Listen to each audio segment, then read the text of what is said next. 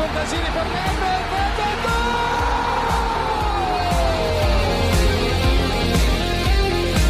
Pirlo, la conclusione in rete!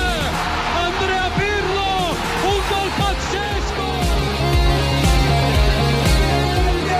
Del Piero, gol!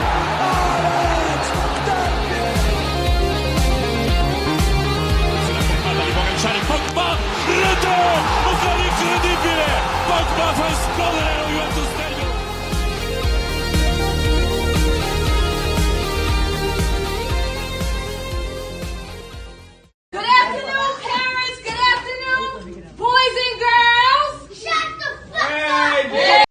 Buongiorno.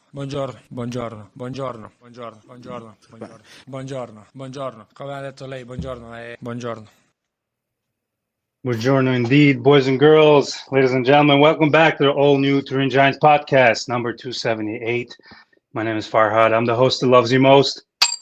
And I'm hosting the most people I've ever hosted here on the podcast before. Besides me, there's 6 gentlemen ready to talk Juve. Boys, let's go around the room. I will try to pinpoint your exact location. Kevin up in Boston, Damiano on the West Coast in the Bay Area, Patrick joining us from Green Bay, right? Nice. I think you're the closest to me distance-wise, maybe like no doubt. Maybe like an hour away from me. Frederick is the furthest one from me. He's in Belgium. Marco, I have no idea where you are. Please tell us. East Coast. Jersey. All right, on the East Coast, another one. And Zach is joining us from Houston, but I don't know the exact location where he's at right now. He's not on camera because he's probably in his pajamas somewhere hiding out. I am, but I'm southeast of Houston in a town called Pearland. All right. Interesting. All over the place. Boys and girls, I'm so happy to be back, especially now that we have a victory to speak about, right? What's that? I know, right? Yeah, finally. I'm not as excited about it as many people are. We are so fucking back type of crowd. I'm not with them. I think Frederick is one of those that is still very calm about it. I'm on the fence about it. I mean, we played a good game, and I actually saw a winning mentality, which is always nice. However, this Milan side was like poor as hell, man. I mean, this is the most pathetic Milan side I've witnessed in maybe 20 years, 30 years. So, I mean, let's not get carried away. Yeah, I think Del Piero said it best yesterday. So for those watching in the U.S. on Paramount Plus, Del Piero was in Houston in Zach's backyard. So he was getting interviewed after the match, and he's like, good game, right? I mean, we saw that mentality, something that's been lacking, but what he needs to see is consistency. And I think, like, let's not over-rotate on this great match. It felt good. It was entertaining. A lot to talk about today, but we're going to need to see some consistency. If this is just kind of a flash in the pan and we're going to get back to what we've seen. This is how we felt after the City game too. Let's not forget. Yeah.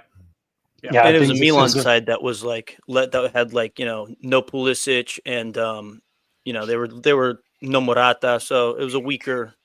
They didn't have less of an offensive threat, so to say. You just knew Morata was going to score, though, didn't you? If he was in, you just knew it. But at least you wouldn't do the Bonucci. It's going to be a different game against Bruges. That I'm sure of. It's going to be a hell of a different game against Bruges. All right. So, before we jump into, I know there's a crowd. I'm going to be doing a lot of producing. So if I'm interrupting or, doing some kind of producing on my side, I apologize. I don't mean to, but I mean, it's a lot of people. It's a crowd. Thank you guys so much. Our podcast is definitely gaining popularity. Posting on Reddit really helped. I think all of you guys, except Patrick, I think, and Kevin are from Reddit. So welcome you guys. Before we get into that, let's talk about our newest acquisition, who actually trained yesterday, right? Colomwani, who's excited. Anybody know a lot about him? I know his drip was unmatched. I mean, French player arriving in front of any kind of cameras, he's gonna look dope. I even posted on our Instagram, which is at Turin Giants, by the way. Please join us there. Yeah, when they canceled his photo shoot or whatever, I was like, yeah, I mean, his drip was so nice they had to do it twice. The man is looking good. Unfortunately, I have not seen much of him. If anyone's even seen that one game, please speak up. No? All right, great. I did. All right, go ahead, buddy. No, I think, as I said a few podcasts ago, I think he's a skillful player. I rate him as a more technical Vlahovic, if we need to compare. He can also play on the wing, which is, I think, one of the reasons why we attracted him for this loan option. He's not a player that scores a hell of a lot of goals, to be honest, but he's a player that can bring up midfield, hold the ball with him, keep the defense busy. And I think that's what we need right now, because it's no coincidence that the last two games that we played without Vlahovic, we had a better performance. I don't think you think so? Yeah, I don't think that's a coincidence, to be honest. Yeah. Well, it's absolutely not a coincidence, but I guess my question for y'all is, whether he plays on the wing or through the middle, is a dry loan Kolomwani going to get a game for us really over the next half of the season? With Yildiz, maybe Nico cementing himself in center forward and Conceição on the right with Weah and Bangula backing him up, Vlahovic rotating obviously in because he has to.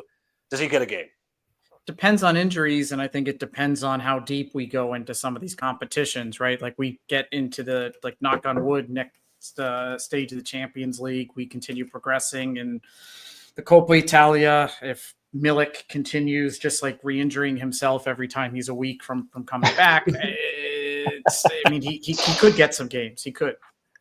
I think it's the intent of the squad to go deep, right? That kind of signals that they're committed to playing more than just Serie A, with bolstering the squad. So I'm with you, Kevin. Do we even count Milik? He's going to be done for the season. Let's just be real. I don't really expect him to come back on. Press conference. He mentions his name every time. What about Arthur? Might as well rely on Arthur for this. It's I don't think Milik's playing this season. No. Didn't I read that Arthur is still one of the highest paid players? I don't have the figures in front of me. It's just true. Like you see, absolutely. You see stuff online and you remember it like a snapshot. But yeah, that's absolutely sad and hilarious at the same time. But before we get into that, there was a funny bureaucratic situation associated with Kolomwani and the transfer. They took down the postings and the arrival videos. So I'm reading from our favorite website, footitalia.com. Shout outs to Rav. The Randal Kolomwani transfer saga took an unexpected turn yesterday as bureaucratic issues emerged to complicate the deal between Juventus and PSG. While the Italian club had reportedly reached a full agreement with all parties involved, PSG realized they had exhausted all of their available loan slots, bringing the transfer to a standstill. It's been resolved ever since, but I feel like it's kind of funny, especially that was a funny situation. People were speculating, and different WhatsApp threads are going, and people didn't know what the hell's going on. I saw someone on our Juventus Chicago WhatsApp thread. Somebody was like, "Oh, is it the same? Is it the Schick situation again?" People thought, "Hey, may have failed a medical or." But anyways, excited to see him. Just real yes. quick on him. Yes, I'm not excited about this only because of what has happened at PSG. I'm just concerned that he's not a big club player, and he did really well. I don't know him all that well. I know he did well in Nantes when he was playing in France, earned himself a move to Eintracht Frankfurt, and had a really nice season. Right? 15 goals, 11 assists that earned that move to PSG, and he can't get a game. And Luis Enrique prefers, I think, playing with a false nine, from what I understand, and he hasn't been able to cement himself a starting position. And doing really well at Nantes, doing really well at Frankfurt is one thing. Not stepping up to do it at PSG, like we've been talking about on this podcast across a number of episodes, just are these players Juve material, and do they have the mentality? Can they step up? You look in the past, a player like Vidal, who steps up from a a not so great Bayer Leverkusen back in the day and makes that step forward, right? And has that mentality. And these players coming from like mid-tier teams that shine, can they make that next step forward? And he doesn't seem like somebody who's going to do it. Happy to be proven wrong, but I'm not all that thrilled about this. The question I think that is a bit of, I understand what Kevin is saying, and I partially agree. But what other alternatives are there in January that doesn't cost an arm and a leg? Because if you go for a starting striker of any top 5 squad in Europe, they A, are not going to let him go, or B, going to charge extortionate amounts. Yeah, you're going to pay. It's good business. Yeah. We're not paying anything. But I think he has a chance to start afresh. He has a chance to prove himself. He's a long-time Juve fan as well, so that speaks in his favor, I think. Nice. And he can prove himself. Let's see. So, I mean, let's see. It's not like we have anything to lose right now because we're up another striker as an alternative. And, underperforming the way Vlahovic is underperforming, in my opinion, not goal-wise, but we've talked about that enough on this podcast. That's a challenge. So we can only win with this opportunity, I think. Hey, Farhad, can I ask a question? Of our new yes, people? Absolutely. You're on the podcast. You're part of it. Go ahead. All right. Well, because we've dipped our toe into the Vlahovic waters a couple of times, and so I'm just really curious. I'm really curious from like Marco and from Patrick's perspective. A couple episodes ago, I asked the guys, would you start moving forward Nico Gonzalez over Vlahovic, kind of as your first choice striker based on what we've seen so far? And I'm curious what y'all's take is. All right, let's give the 2 new guys. Whoever wishes to answer this. Yeah, question. I mean, for me, I think it's all situational depending on the teams that you're playing. I think there's a lot of data that can show, because me and my brother talk about this all the time after every game or whatever. And there was that stretch that when we didn't have Vlahovic that we weren't winning some games. And, overall, if you just look at Vlahovic's performance, I think he gets a lot of criticism for sure. But I do think he's, again, like the coach says in general, what he offers, I do think he's an important player. But at the other side, it's a great problem to have what you're saying as let's have Nico Gonzalez start what we saw the past 2 games. And I think he's giving us another different type of look. So, I mean, even yesterday, like we saw Weah come on in the second half and without Yildiz. So, again, I think, for me, I like Vlahovic. So it's hard. Like, I feel bad for him when he gets all the criticism because I like him a lot. So, but it sounds like you can't separate a player from what he's doing on the pitch. I like Vlahovic too, but I think he's just like the misses are big for sure. I mean, it's tough. I mean, I really do think it's tough, but I still do think he's very young as a player in general. And just like with Juventus this season, this year, overall, like it's just like that little bit. So it's just like if he gets that little bit, once Juventus gets that little bit, and again, that's why I believe, and I hear Zach talk about it too. Kind of like the anti-Frederick, so to speak, aspect of what we're seeing out of Juventus.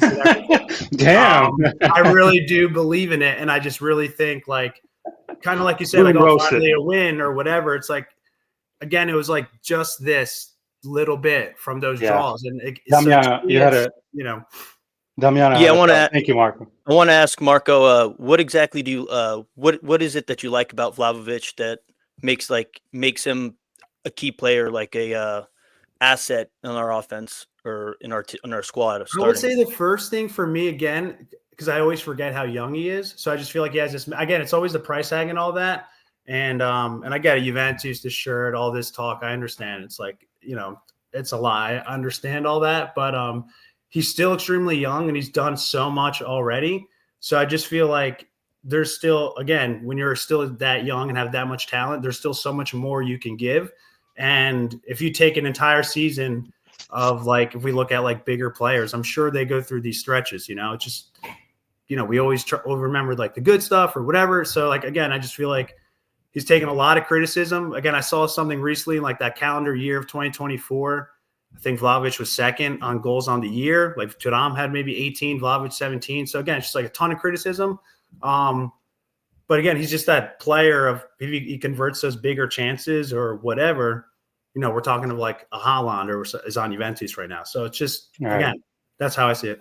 Patrick, you were shaking your head, man. What's up? So you and Vlahovic. I'm gonna answer a question with a question. Does his transfer value go up or down if he plays more? Because I think he's going to be gone. I just don't think he fits the style. To your point, Marco, he is a young player yet.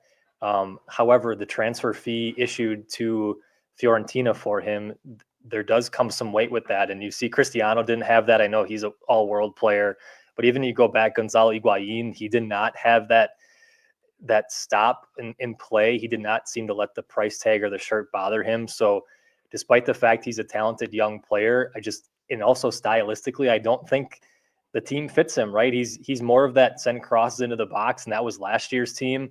You just saw yesterday and the game before against Atalanta, right? They're playing through the middle now. They're coming through the middle. They're trying to transition quickly, and Vlahovic just parking next to the center back doesn't quite do it in Thiago Motta's style. So I like the player too. He scored some pretty big goals. He does seem to enjoy wearing the shirt, certainly, but I just don't know that he's the right guy long term. So it's also, let's not forget my old theory. It's a handsome player syndrome. If he was butt ugly, if he had funny ears and buck teeth, tell me I'm wrong, Frederick. I mean, he's a model. He's a model, so there's a bias. The thing that we're forgetting at this point is the fact that if he goes into next season as our striker, he'll earn 25 million euros gross a year. 25 million. That's a lot. And that is the biggest issue. And for me, a personal issue is the fact that we bought him for a lot of money. We gave him a decent salary. We just now asked, I think we started those talks last season, if he was able to, I don't know how to spread out his salary over a contract extension. So he would earn less per year, but he'd have an extension. And he just says no. And that to me is the biggest disrespect towards Juventus, a team that believed in you, that invested in you, that still put you as a starting striker, even when Vlahovic was on a dry streak. And you come out and say, no, give me the 12 million. You promised me 12 million net. I want 12 million net. Don't come to me with those contract extension Sell things. him to Arsenal and move on. Yeah, fuck off. I mean, 12 million for Vlahovic is absurd. So whoever thought of that should be shot. I'm sorry. I think it was Paratici, wasn't it? Shot. I mean, 12 million. He earns more than Haaland next season. Not to go down this route, but there's rumors of Cambiaso being sold, right? If push comes to shove and you have to sell a big name player, who's leaning on the Cambiaso side? Who's leaning on the Vlahovic side, right? For me, it's Vlahovic night and day. If the club have to pick a side, without put it that way, both. You can sell Lewis too from. I mean, if you hear the amounts that they are offering, I'm not talking about Lewis at this moment, but Cambiaso, because up until now, Vlahovic didn't have any offers. There are no official offers for Vlahovic. That was my question, right? Does playing him increase or decrease his value? So I think the club are going to have to negotiate that. You'll have to get rid of him. And if you have to go into negative about, financially, you have to get into a negative balance with him, so be it, but you have to get rid of him. But Cambiaso, if it's true that City are offering 70+ million euros, I mean... Yeah, let me get into this. So this was my next topic here. Thanks for bringing me smoothly to it. So the latest news here, reading an article, Manchester City eyeing Douglas Luiz and Cambiaso, move won't happen until summer. So now, the Douglas Luiz information coming in. As January transfer window progresses, Man City are contemplating further additions to their squad with a particular focus on strengthening their midfield. The Athletic report now how need for reinforcement and said blah, blah, blah, blah, blah. The Premier League champions are currently exploring various options to address this issue. One name that has emerged as the potential target is Douglas Luiz, currently playing for Juventus, 26-year-old Brazilian international who was previously on City's books from 2017 to 19, has struggled to make a significant impact. I'm not going to read the whole thing, but let's get into this. Let's regroup. Who wants to take on the Cambiaso? Well, obviously, Douglas Luiz leaving, comparing to Cambiaso. Personally, I don't know. For me, it's good trade-off. I want to hear would Zach. potentially- Zach put Cambiaso in his top players for the season, so I want to hear Zach about this. Oh, look who's listening. I love that. Wait, our one listener. Thank you, Patrick. Yeah, so I've reflected. Look at that hoodie too, man. Nice. Damn, awesome. We love Patrick. All right, so I've been thinking a lot about this Cambiaso thing, and from a stature standpoint and a sporting standpoint. From a sporting standpoint, the transfer away of Cambiaso, especially in January, doesn't make any sense. We're already down 3 defenders. Going down 4 would just be absurd. All right, that's full stop on the sporting side. On the stature side, I think a lot of people are really concerned. You sell one of your best players, $80 million. That's not a Juventus team. That's not a Italian giant, a world giant team. But I had to just kind of take a step back from that because that's not the world we live in anymore. Juventus hasn't been even a Serie A great for the last several years. And in the era of nation state clubs, it will be next to impossible for us to get to like a tier 1 club, which means that we have to do business right. We're publicly traded. We don't get excused from breaking FFP like other clubs. So we have to be run right. And part of that means selling effectively.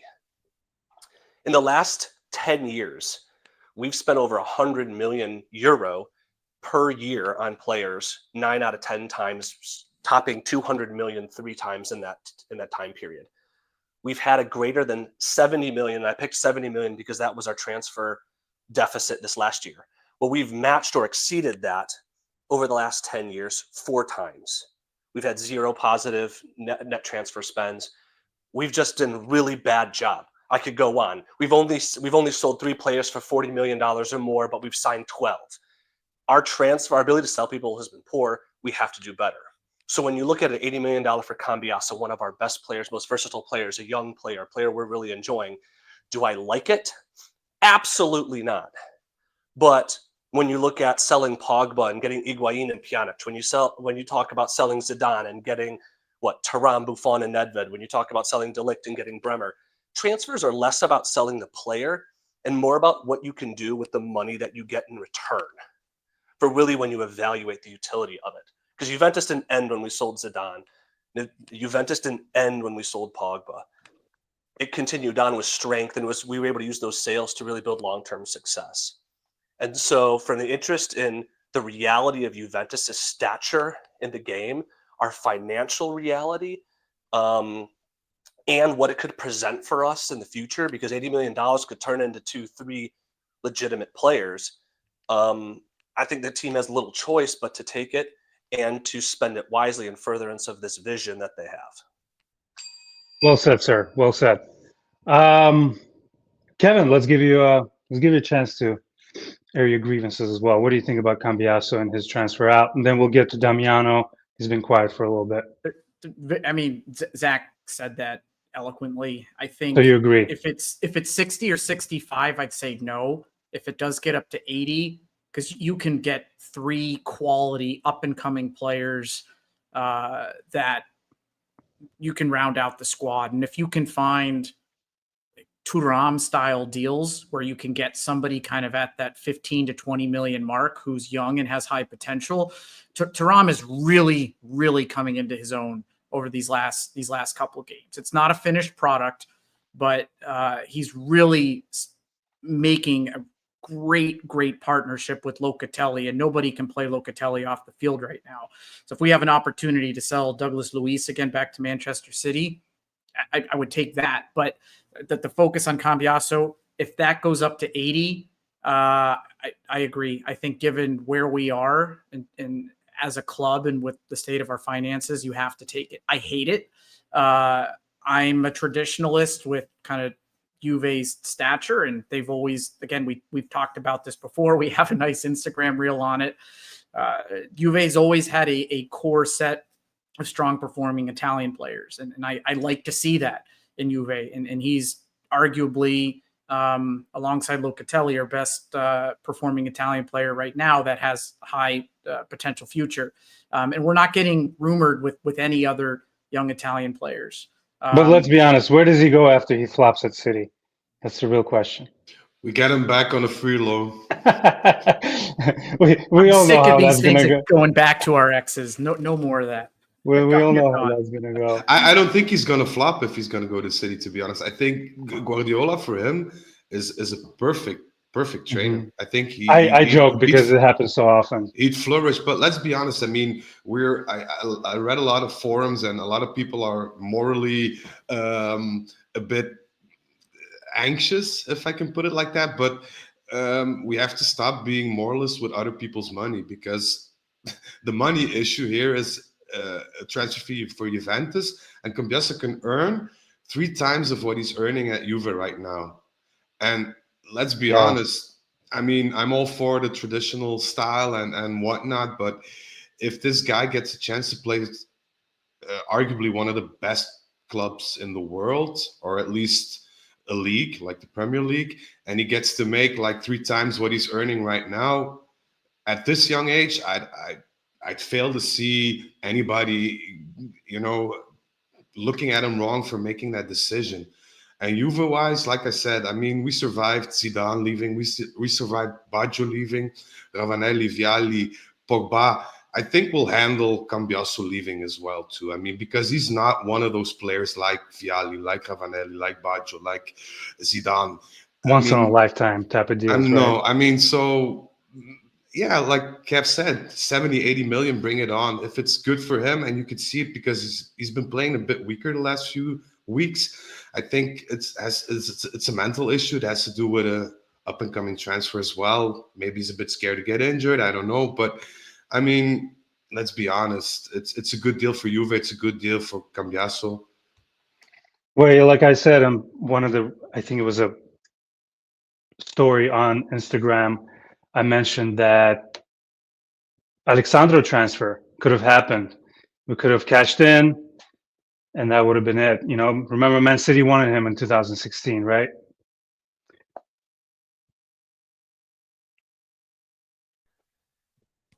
It's always easier to judge transfers in retrospect. For instance, I gave you several examples where our most lucrative, sales led to bringing in legitimate players that were key players for a long time, if not, club legends like Buffon. It's much easier to look at those and shoulda, woulda, couldas with Alex Sandro than it is to judge moving forward. And that's why I think when we talk about 60, 65, 65, not much, but 80, we all understand the situation financially of the club, but also what 80 could translate to on the playing stage. And so I think that mitigates any risk, which is, say, go for it, than anything else. If it's, 60, 65, I think we're all pleased with what he can bring and where we could see him take this team where he is in his career. And as for what Frederic said about him playing lately, didn't Mota come out and say he's getting like pain injections and stuff? Because he's still not fit. So I don't know if it's a mental thing. I think there's still fitness issues. Our team's so thin, he had to play. So if they don't offer more, I'm happy to risk the Alexandro situation based on what we're seeing on the pitch. For me, it would just break my heart. I mean, that's all I can really say. Like most Juventus fans, I would be devastated. Honestly, even less than 100 million to me, because Cambiasso, to me, it was like just such a tremendous player. Yeah, he's a Swiss Express knife. Swiss Express, I don't know. Swiss Express. Speaking of Swiss Express, Damiano, what do you think? I'm sorry. I thought Damiano was going to say something. I'm very curious. Go ahead. Go ahead, Damiano. No, I mean, I don't want him to leave, but yeah, if it's 60, 65, no, don't do it. I think it's got to be 80. We spent 60 for Cope Miners. I mean, I think it's City. It's City. You got to bleed him for everything they got. Price. Yeah, exactly. Exactly. 100 mil. 100 mil. They'll pay 95. I would throw it out there. Why not? I mean, what do we have to lose? Like, I feel like those are the teams that they spent 100. Yeah. I mean, they spent 100 million for Jack Grealish. I mean, right. Like, I mean, he does have one goal in one calendar year. I mean, so I think Cambiasso, I mean, even though they play different positions, I think, we definitely need to get some money for him. If the price is right, I say, why not? I mean, yeah, we need the money. Very shocked seeing some of the players that have been sold for their price tag, and then to see what he was going for, to me, was just like, again, very shocking. It's an insult, is, as they say. The issue is he already agreed personal terms with City, so they have a bit of some leverage over us. So, I mean, if that wasn't the case, you could go out and shoot that 100 million figure and see where it land or what would stick. But given the fact that he's already agreed personal terms, makes us a bit weaker at the negotiation table. Oh. But yeah. I'll just ring the bell if we need to move on. Is that cool, dudes? Milan. One last thing. Yeah. No, we'll talk about that for sure. One last thing I wanted to bring up about Cambiaso. Obviously, this is a day-old quote, but here's what Giuntoli said. He said, honestly, there are no negotiations at this time. Right now, we want to focus on incoming transfers to address the injuries we've had. We don't want to think about any outgoing transfers, but incoming ones. If an offer arrives, we'll consider it. Sounds like our boy's gone. It's like saying we're not satisfied. Give us some more money and we'll talk about it. Hey, I want to spend 2 minutes. Who can figure out and put it into a few seconds what you think about Giuntoli so far, about how he does the things? Maybe someone listening is a new fan. They want to know about inner workings of Juventus. What do you guys think about Giuntoli right now? Raise your hand. Did he sell Arthur yet? That would be it, right? That's an impossible task. But I could. I think the one thing about Giuntoli that drives me nuts is how we've so publicly frozen out players that neutering our ability to negotiate transfer fees or some more competitive ones, to just freeze them out. That talk about Frederick talks about undermining our bargaining power. Well, that kills it. And I think that no nonsense approach to building a team is okay, and if you keep it inside the organization but you externalize it, and I went on a whole rant about selling players, well, that's not going to help you do it effectively. Yeah, well said. All right, let's move on to the Milan game. Finally a win, 3 points. I don't know what Milan are thinking. Obviously somebody brought up a couple of injuries or I think Morata was actually disqualified not to play, but that was a rough team to watch. I had a buddy who was a Milan fan. He's like, oh my God, that was rough. But yeah, finally a win. My personal opinion is that we shouldn't get too carried away with it. But usually we start the discussion about the game past with Zach giving us a couple of interesting points as far as the rotations and the squad rotation and the formation and what he thought. And then we go from there. I'll read some quotes. Zach, again, Vlahovic-less game once again. What do you think about the starting formation and a brand new position for McKinney? Yeah, right? I think with the starting rotation we saw was the strongest healthy rotation we could produce. We saw another really strong game from Nico up front, which I've been sort of clamoring for. But I want to focus on the defense. You touched on it. McKinney starting right back, Cambiaso left back. Both of them were going to move into the midfield and make advanced runs. And to adjust, we saw Locatelli drop deeper than he has all season, and Koopmeiners as well, dropping very deep to fill in space to allow those guys to get forward. As a result, you saw Locatelli, complete 12 of 15 long passes, 26 passes in the final third, doing his sort of, young Bonucci impression from real deep, spraying those long passes and really helping us facilitate attacks. And I think for the most part, the tactical adjustments with those players' movements and having Nico in the center of the pitch to help facilitate from the front really benefited our play and was ultimately why I think we won this game. It's so funny reading Thiago Motta's quotes, and I know Frederick is not a fan of, or no, Zach is not a fan of the press conference speak. But tell me, this doesn't sound like every other quote by Motta after the game. We work every day to win. Every training session counts. It takes a lot of effort to perform like we did today. I'm grateful to my players who are growing and developing performances like this. Just like pretty generic words. But then he says, blah, blah, blah, we played well. A key player in Juventus' success has been Samuel Mangula. Motta praised him for his contributions beyond just scoring goals. He says, aside from the goal, he's a player who helps us tremendously in all situations of play. He is always available and has never been out of the team. Whenever he participates, he contributes significantly. And actually, looking at FOTMob.com, Mbangula was the player of the match with 8.2 points. Actually, every player on Juventus was in the green. Meanwhile, I'm looking at Milan here. 1, 2, 3, 4, 5, 6, 7, 8 players are in orange, which means they're below 7.0 technically. So that's good to see teams improving. Sadly, there was an injury to Kenan Yildiz. Promising young attacker is experiencing muscle fatigue in his left adductor.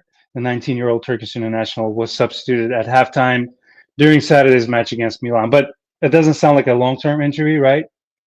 Fatigue is maybe like a couple games. I think it's hard to tell. I mean, the good thing is there weren't like intrusive or extensive specialized testing this morning. Like Albanese, the guy from Tuttosport, reported on that, and that he's alongside McKennie. Something must have happened to him. Probably just fatigue. Yep. The guy's just a total machine, workhorse recently. The two of them will be assessed prior to the Champions League match midweek. Meanwhile, American midfielder Weston McKennie is also under medical observation due to muscle fatigue in his left flexor. And like Yildiz, McKennie's condition will be evaluated more closely tomorrow, which is today. Injuries continue, but thankfully this one is a little less scary. So let's get into the game, shall we? Like I said, 2-0. Different formation once again. Finally, a little weight off our shoulders with this win. But and again, it's Milan. That was like the worst Milan I've ever seen. So, one of the new guys. Couple of minutes on what you thought about the game. Your standouts. Who wants to? I want to hear Patrick. Let's go, Patrick. You're on. Yeah, Farhad, I think Sergio Conceição agrees with you, right? Wasn't it reported that he called it like the worst game he's ever seen a couple of games ago with that Milan? So you're onto something with that. But no, it seemed refreshing despite the fact that Milan aren't performing as capable. I mean, they still beat us, a couple of weeks ago, right? So let's call a spade a spade. It's good to get a win despite that being, or despite this game actually being in the league. So the commentators were talking how there was a game and a half of no goals, right? So it's nice to get the monkey off the back and score the goal. So despite the fact that it's Milan, they're in a bad way. Juventus have tied, right? We haven't lost yet, but Juventus have tied a lot of teams they shouldn't. So even though Milan isn't having the season they should be, yeah, a win is still a win, and a good performance is still a good performance. So this pod has talked at length at how this is the month to prove it, right? So there's still a few big games to go, and you can't have success unless you win, even against teams that are struggling. So so for the sake of the conversation, we'll just drop the whole narrative that Milan are bad. We'll agree that we beat it. We'll just agree that we'll leave that behind. It's a great win against the strongest Milan squad I've ever seen. No. I'm going to stop you there, Farhad, because on what was maybe the last episode or the episode before that, you asked everybody on the podcast. I think Damiano was there, Frederick was there, I was there. How many points we get against Atalanta, Milan, and Napoli, and nobody predicted a win except me. So don't talk about. I said 5 points. So don't talk about a shitty Milan team and nobody else had the courage to say that we would win a game. So take a step back, Farhad. Good point, Zach. Tremendous. That was great. One of the things I want to add is, they weren't content with sitting down 1-0. Like the best defense is continuing to go for it, which is what people have been clamoring for, right? So the fact that they got a second, I think that if the best defense is scoring another goal and keeping more possession, I'm all for it. There are just two things that annoyed me during that game, if I may. I agree with what Patrick said, but I did see us leaning into defense the last 10 minutes again. And if dinosaurs roam the earth and blah, blah, blah. But another team would have taken maybe advantage from that and would have maybe scored a goal or whatever. And the thing that bothers me most is that they had the biggest chances the first half. We were dominant. We had possession. But like the big open chances were in Milan's favor. And if they weren't as bad as they were yesterday, Frederic, I couldn't agree with you more, but yeah, go ahead. oh, sorry, I didn't mean to cut you off there. I couldn't agree with you more. I think that last 10 minutes, I was thinking the same thing. I was like, I mean, once we subbed Vlahovic and Fagioli, and we totally were sitting back and allowing them. It was like we got the second goal, thankfully, but we were allowing them to come back. You know what changed there? Back in the game. When we took Coop off and put Douglas Luiz in, we lost controlling the midfield because he was playing deeper in that match. He's not getting all of the accolades in this game because there were a lot of standout, really good performances, whether it was Locatelli, Thuram, Weah, and Bangula. Like, there were a lot of really good players. But Coop had one of his best games. And the second he came off, we were dropping back and didn't have that control of the midfield. That was one of his best games, like top three for sure. Couldn't agree more. Couldn't agree. And when Coop Miners was on, we played, or at least the way I saw it, in a flat 4-3-3, which made it easier for Locatelli and Thuram to go forward.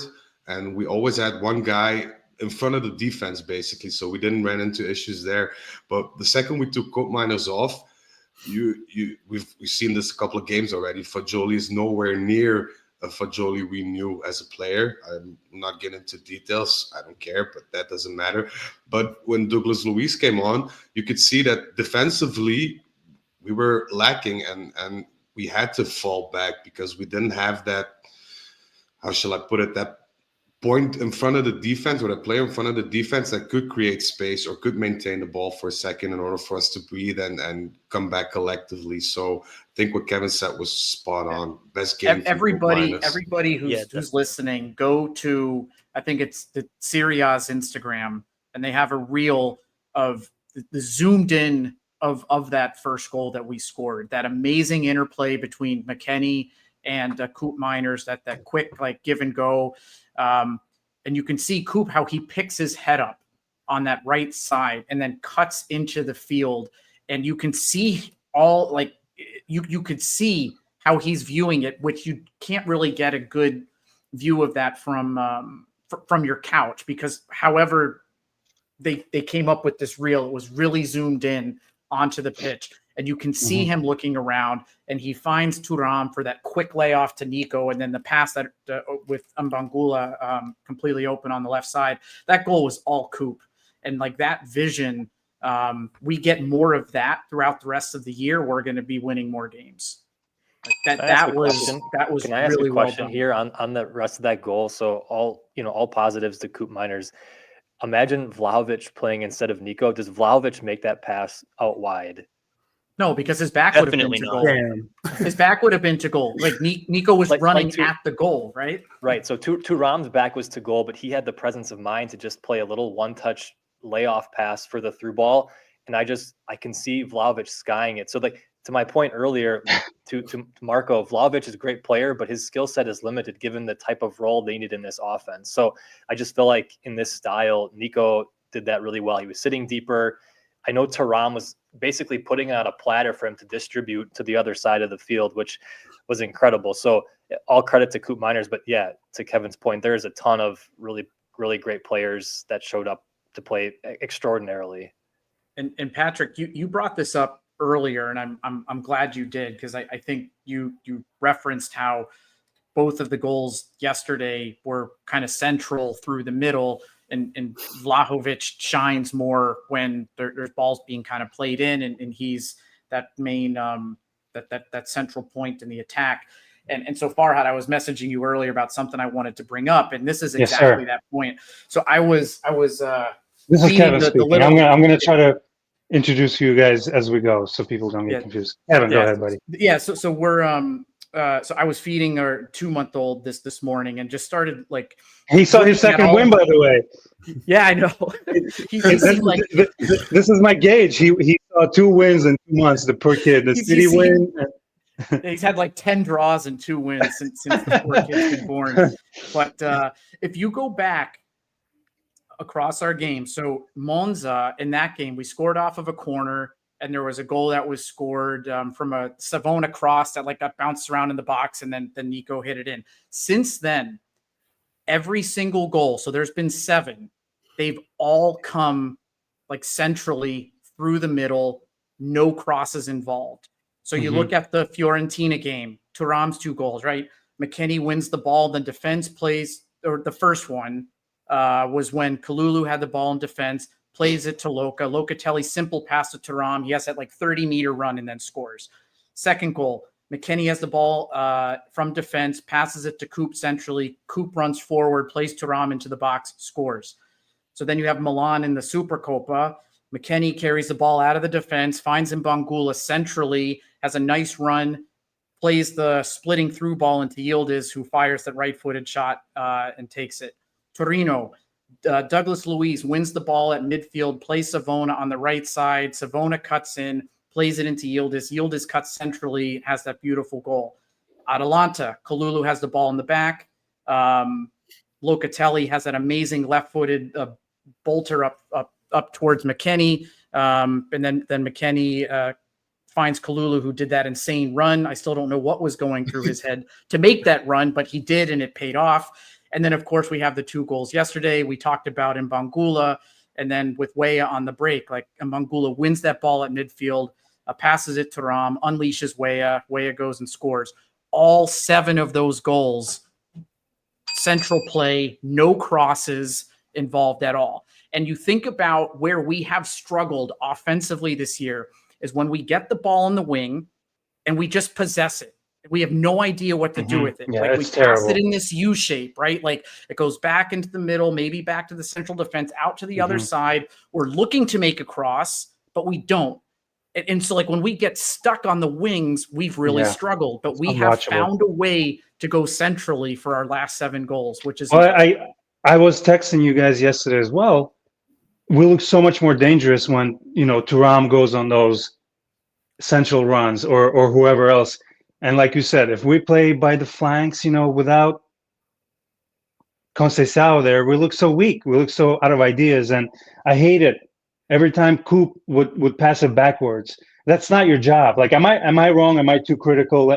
That's literally not your job. Your job is to pass it forward, try to get something going. Slight danger, they pass it back. So thank you for that introspective. That's also due to Vlahovic. I think Vlahovic doesn't create that space in order to receive a ball vertically. Like Nico does it 10 times better. If you have the support from somebody like Tim or even Thuram, who can create that space to play those vertical balls, then it's not an issue. But I also always see Vlahovic waving his arms, give me the ball, dude. You're in a bad position. You're not in liberty. You have 2 defenders on you. You don't make any forward runs, so you can create space for yourself or an eventual shot. So he basically neuters our attack, and he comes in clutch every now and again with a good goal. I'll give him that. But 8 times out of 10. He bypasses his own space for some reason. And you could see that at Fiorentina as well. But at Fiorentina, it wasn't so obvious because they played with 2 strikers. And you had the striker, can't remember who it was because it was not a steady player or somebody who started every game. I can't remember. But anyway, that was always a player that went into space, creating space for Dusan. But Dusan is not able to create that space for receiving a vertical ball with his back. Yeah, Zach and I will love to kind of break down the goals after the game. Did you notice how many deflections the ball had after Mbangula hit it initially, Zach? Did you see that? It hit the player, It's 2, wasn't it? It was 4. It hit the player. 4? Hit the ground, hit the keeper's glove, hit the post, and then went in. I've never seen so many touches before the ball actually goes in. My brother said that was the luck we needed to finally score. Yeah, right. That, I like your brother. You should bring him on a podcast too. Yeah, the goal was much needed. I feel like Magnano was the best player for Milan, and somebody commented that there's 2 players on Milan that looked like they actually wanted to play for Milan. It was Magnan and someone else. Magnan, like a couple of times, was out in no man's land, like 30 yards away from the goal, though. Heading the ball out like he does that though. That was He nuts. does that. What was he doing on Weah's goal? Like he just was caught off his spot, or what? I was surprised to see him. I agree with you, Patrick. I was surprised to see him so defeated on that strike from Weah. It was for a goalie like Magnan. But to your point about how much Magnan wanted it, Farhad, Conceição said talked about that in his post match about just Milan's thing about how can't only be up to him, Leao, and Theo or whatever. So, what are you guys' thoughts on Leao? Since did he play yesterday, Leao, or did McKennie have him so deep in the bag? Yeah, I like Leao. He can be good, but he's also one of those players that you can. I don't know. His reputation and his swag is more important to him than what he does on the field. He's not the kind of guy that go in and battle it out. I don't know. I would not want to have him, such an unpredictable player on the pitch. But then again, we got Vlahovic, so. I mean, he did get a good opportunity in the first, was it 25th minute or something like that, and then Di Gregorio made a solid save. That could have definitely swung the game a different direction if that goes in. That was a good save. I don't know if that's the one you're talking about, but Di Gregorio, props to him. Also, he had a couple of good stops yesterday, and that there was one that we shot the ball a couple of times right at. Now that I think about it, right at Magnan. Do you guys remember those shots that went straight at him? It's like, God damn it! Just take a second, man. I think it was Weah's shot. One of them went right to him, I think. Yeah. Anyway, it's let's see what final words from Tagomoto here. The coach emphasized his tactical approach. Maybe that can be something that we can discuss after I read it. So the coach emphasized his tactical approach for the match, aiming to disrupt Milan's rhythm and limit goalkeeper Mike Magnan's influence on the game. We wanted to be aggressive and limit Magnan's comfort with the ball at his feet because he often finds free players. The boys did very well, and I'm pleased with how it turned out. Well, literally what we were just talking about, right? Maybe that was part of the plan. I never realized Magnan is such an important player for Milan, but I always say I'm like the worst part of this podcast. I literally just bring people to talk about Juve, so I don't know much about. I barely know things about Juve. I don't know anything about Milan, so I didn't know he was such an important part of the squad, right? Well, I'll say that he's also a captain. Which sorry, let me just finish real quick. I was telling my kid because we watch together now. He's 8, so he's asking me all sorts of questions. Like, Dad, can a keeper be a captain? Like, of course he can be a captain, but I've never enjoyed that. I never liked when Buffon obviously has to be a captain, but I feel like the captain has to be the outfielder in case you need to talk to the ref. Like, what are you going to do? Run 70 yards if you need to talk to the ref. So I don't know where you guys are. What your guys' opinion on Magnan being a captain? All right, so. Well, I'm going to skip the captain conversation because I don't really care. But as for his distribution, I think this is a good point because we noted, Kevin did a brilliant job talking about how the goals we scored, but a lot of the goals we've conceded in all those draws happen in transition and where we kind of panic and we don't collect ourselves and we don't have that order and organization. And a couple of those goals that we've conceded in transition were due to quick and effective distribution by goalkeepers. And Magnan is good with his feet. And so you saw every time he was on the ball, it concerted, not an individual, but a concerted team pressure, not only Magnan, but also his usual outlets in the back, as well as the midfielders behind, to ensure that they wouldn't be able to have clean distribution and potentially get effective runs against their defense. And I think that was really well done throughout the game.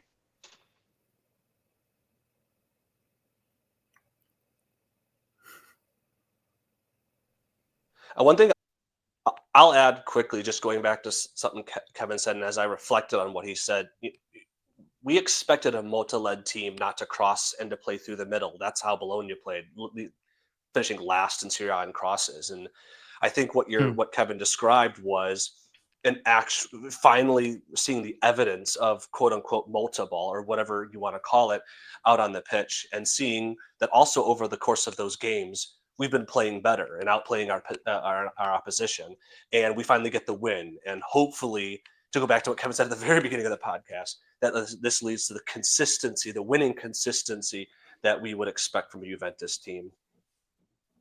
And I guess sorry for that jump in and rewind, but I do want to transition to,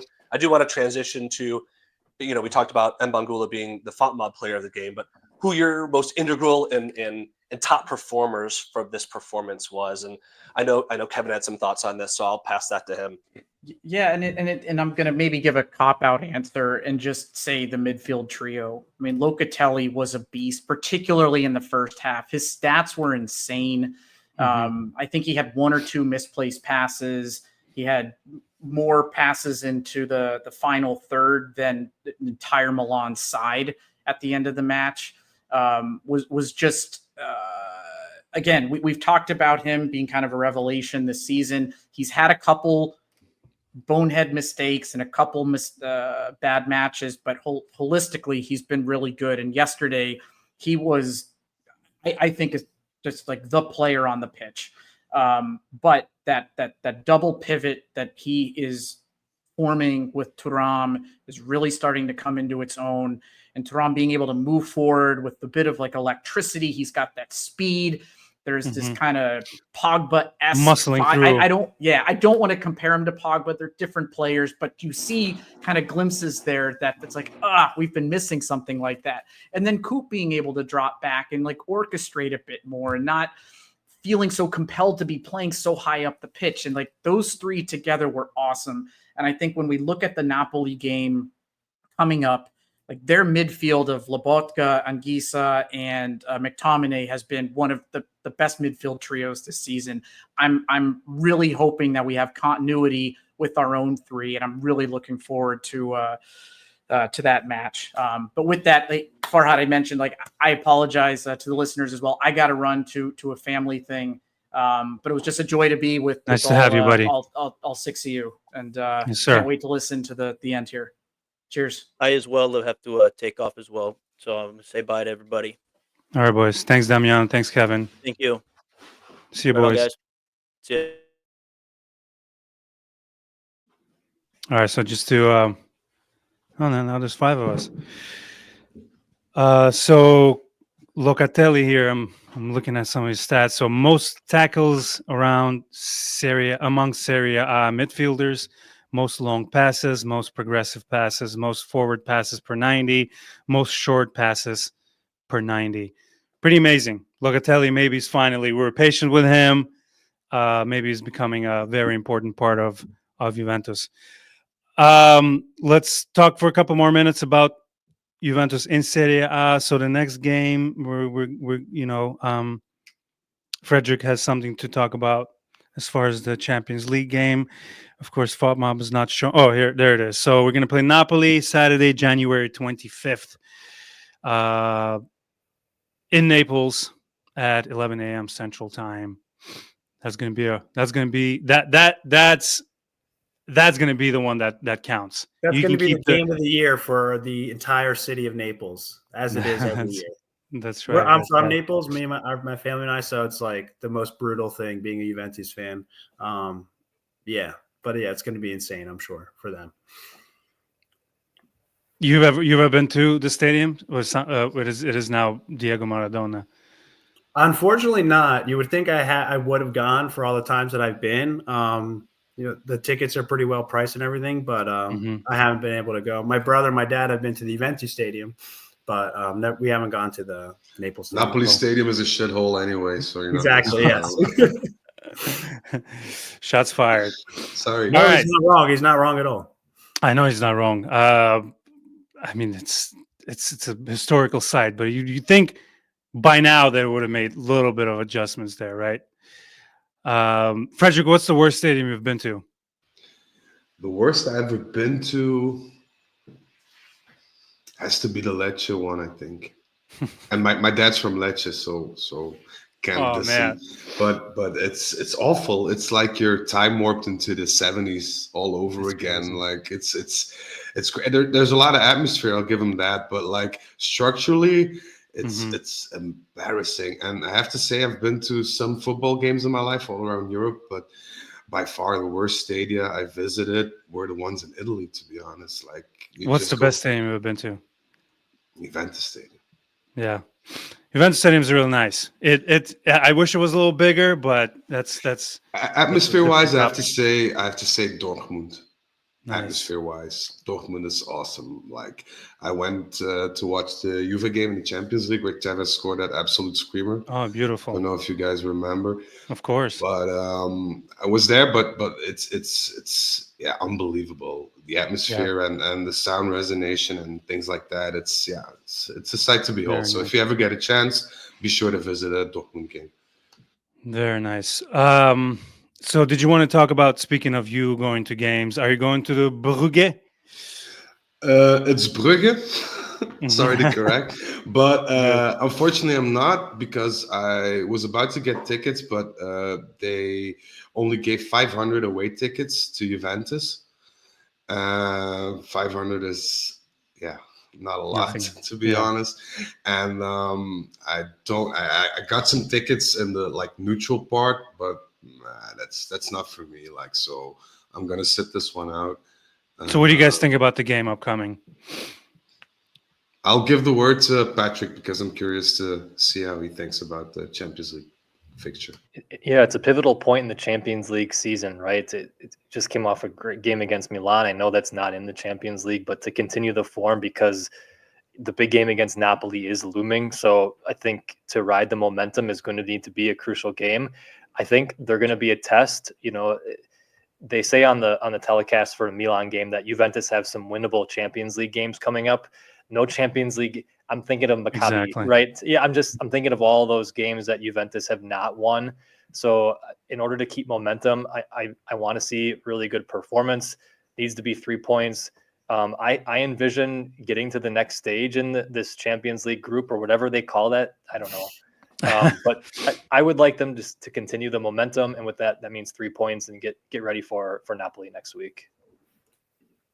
Yeah, I couldn't agree. The only thing that's, I guess, what's tough with these games in the Champions League is you think, like you said, you think it's going to be an easy 3 points because you're going to a small team, Belgium, whatever. But just like you said, it's so tough. So, we're in no position to have quote unquote unwinnable games because we're Juventus of 2025. It's not Juve of 1998.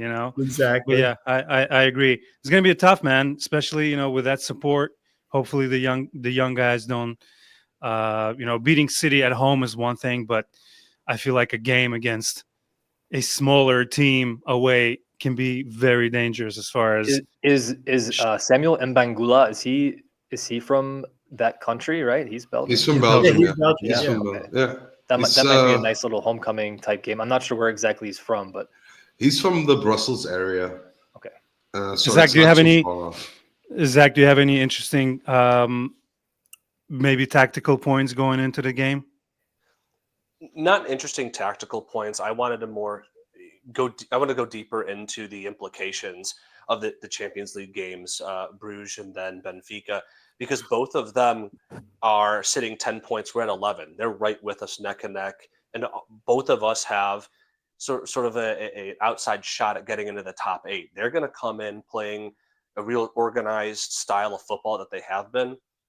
Bruges, and they're going to be looking to continue their fine form in that competition to try to swipe potentially a top 8 spot from us. So this is not a game to be complacent. It's not a game to overlook. It's not a game to ignore the improvements that we've made.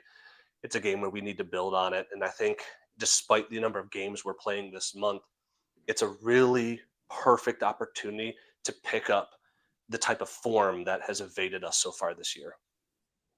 Also, if I might add, I read on Reddit and a couple of other forums that, basically we're underestimating Bruges a bit, but it's not a side to underestimate. For instance, they won in Austria against Sturm Graz, which is not a good team or top team to be reckoned with, but they also won against Aston Villa in the Champions League. They draw against Celtic. If I'm not mistaken, they also won against Sporting Club de Portugal. So they're not a bad squad at all. They can play tactical and technical football, but they can also get down and gritty. And they have a lot of players that can make a difference. And I'm thinking, especially Gustav Nielsen up front. You have Hans van Aken, who's a bit of a creative number 10. But they're missing Skov. They just sold him. Skov obviously being a key player in how they play, and so there's obviously they his replacement and everything's been training with them, but that is a loss, and maybe we can try to hit them in the midfield there without one of their key players.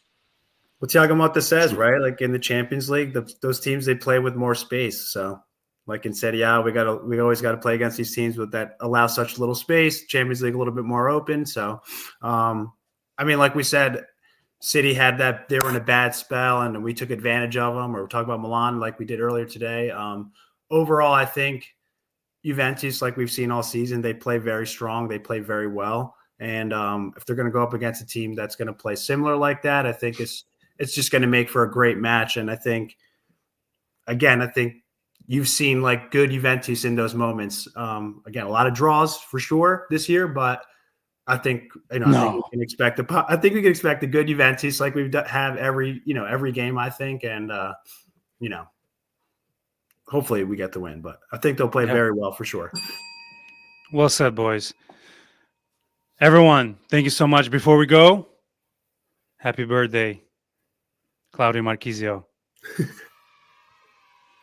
It's my man.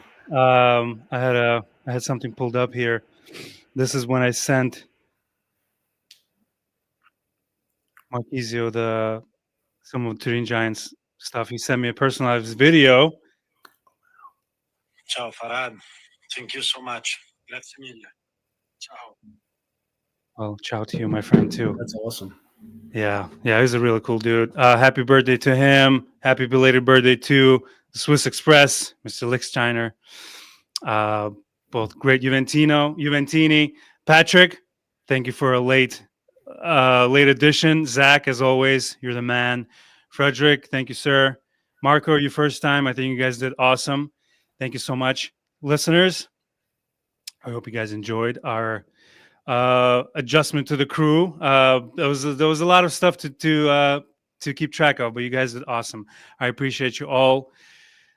Boys and girls, as always, stay hydrated, check on your friends, and Forza Juve.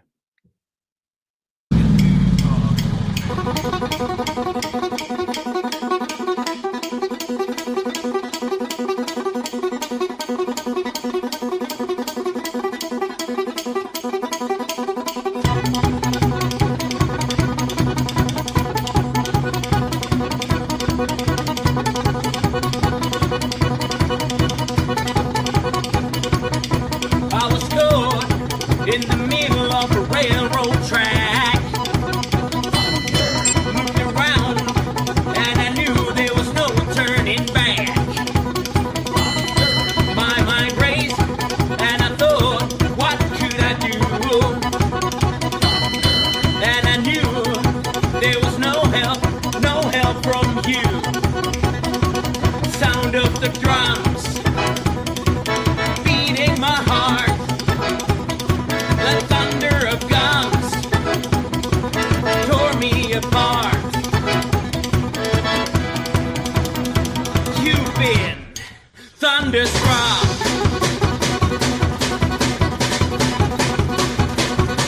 Went down the highway, broke the limits, we hit the town.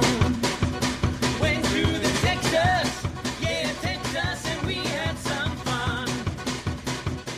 We met some girls, some dancers who gave a good time. Broke all the rules, played all the fools. Yeah, they blew up.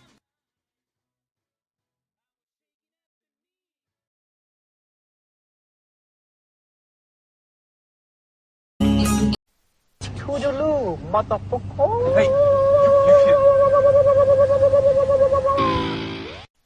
sometimes may be good, sometimes may be shit. Mission failed. We'll get them next time.